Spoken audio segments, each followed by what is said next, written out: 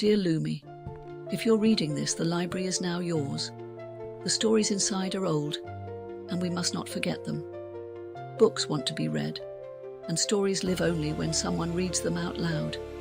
Please take care of them, just like I did.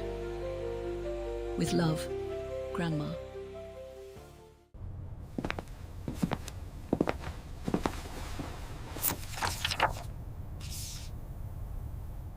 In today's world, everything moves so fast.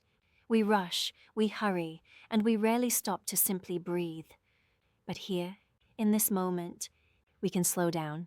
Just sit with me, relax, and let your imagination awaken. Stories have a special power. They help us escape, dream, and feel. So take a deep breath, and let me tell you a story about Cinderella.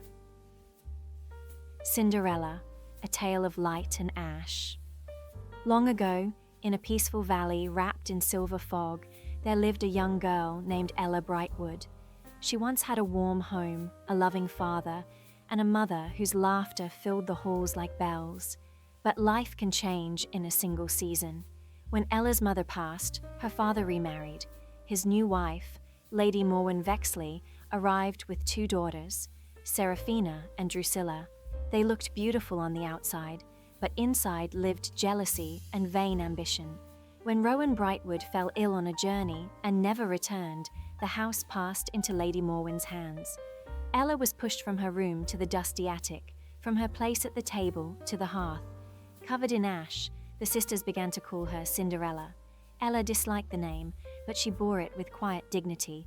She kept her kindness and a small spark of hope deep in her heart. Chapter 1. The House of Shadows.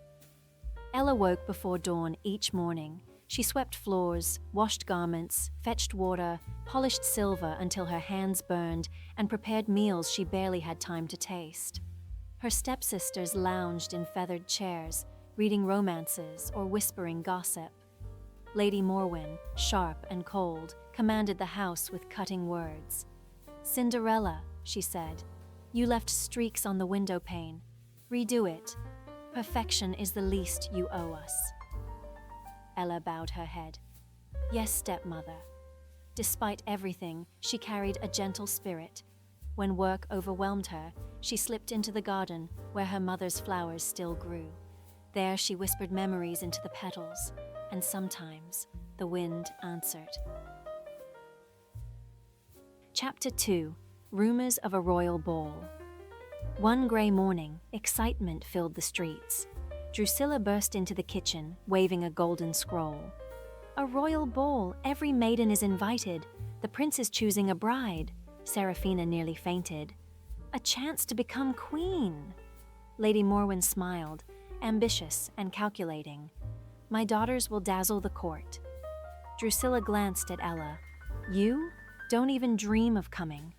Ella's heart fluttered. She had heard of Prince Adrian, kind, thoughtful, gentle. She imagined the palace, the music, the freedom. Lady Morwen noticed. "And you, Cinderella," she said, "may attend the ball. If you finish all your chores, repair our gowns, and find something suitable to wear." The conditions were impossible, but Ella nodded. "I will try." Inside, she whispered, "Even if the chance is small, I have to try." Chapter 3. Dreams Torn Apart. Ella worked harder than ever. She woke before the stars faded and slept after the lamps burned out. She mended gowns, scrubbed floors, polished banisters. She found an old dress of her mother's, simple, elegant, smelling of lavender. Just as she finished the last stitch, the sisters walked in. Seraphina sneered. "That dress is too nice for you." Drusilla grabbed it. "She thinks she can compete with us." Lady Morwen watched, silent and cold. Then Seraphina tugged. The sleeve tore. Drusilla ripped the skirt. The dress was ruined. Ella held the torn fabric to her chest. "You're not going," Lady Morwen said. "You are not fit for a royal occasion." When the family left for the palace, their laughter drifted like smoke. Ella sat by the hearth, tears falling into the ashes. "I tried," she whispered. "I really tried." Then, The air shifted.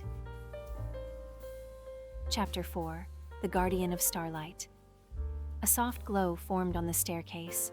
A tall, elegant figure emerged, robed in moonlight, eyes filled with galaxies. "Ella Brightwood," she said gently, "do not cry."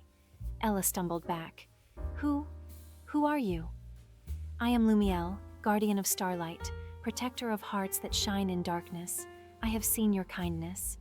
Ella whispered, "I don't understand." Lumiel knelt beside her. "Tonight, your heart deserves to be seen." Stardust began to swirl around Ella. The soot vanished. Her hair curled into golden waves. A gown appeared, shimmering like the night sky.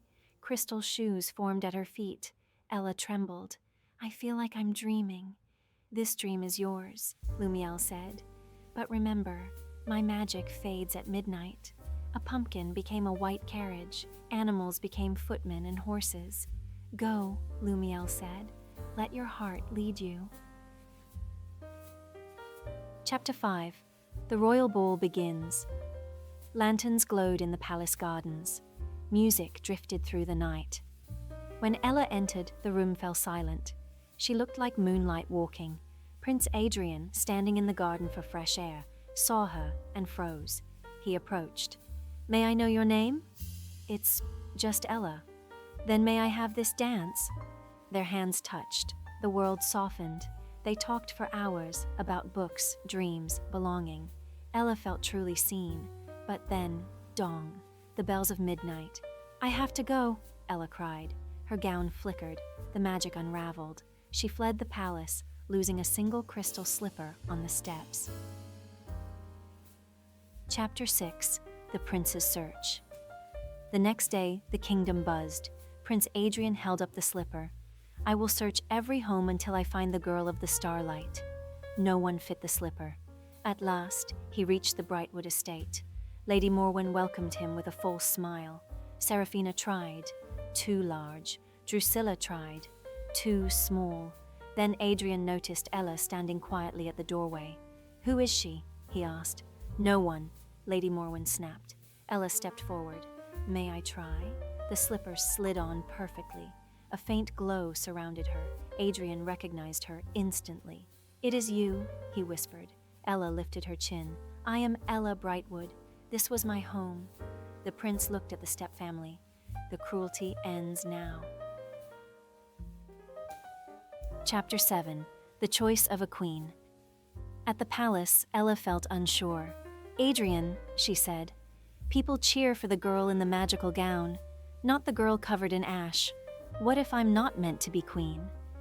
Adrian took her hand. "I want a queen with compassion, someone who suffered, endured, and stayed kind. That is true strength." Ella thought of all the people who had no voice. "If I become queen," she said, "I want to change things." "Then we will change the kingdom together," Adrian replied. Chapter 8. Light in the Ashes. Ella and Adrian married under blossom trees. Lumiel appeared unseen by most. "The magic was temporary," she whispered, "but your courage was always real." Ella became known as Queen Cinderella, a queen who lifted others from the ashes. She reformed laws, opened schools, protected workers, turned the palace into a place of service. She kept one crystal slipper in a glass case, a reminder that even the smallest step can change a life. She lived bravely, kindly, and truly herself. And that is the end of Cinderella's story. I hope you enjoyed it. Wishing you a wonderful rest of your day. Take care and goodbye.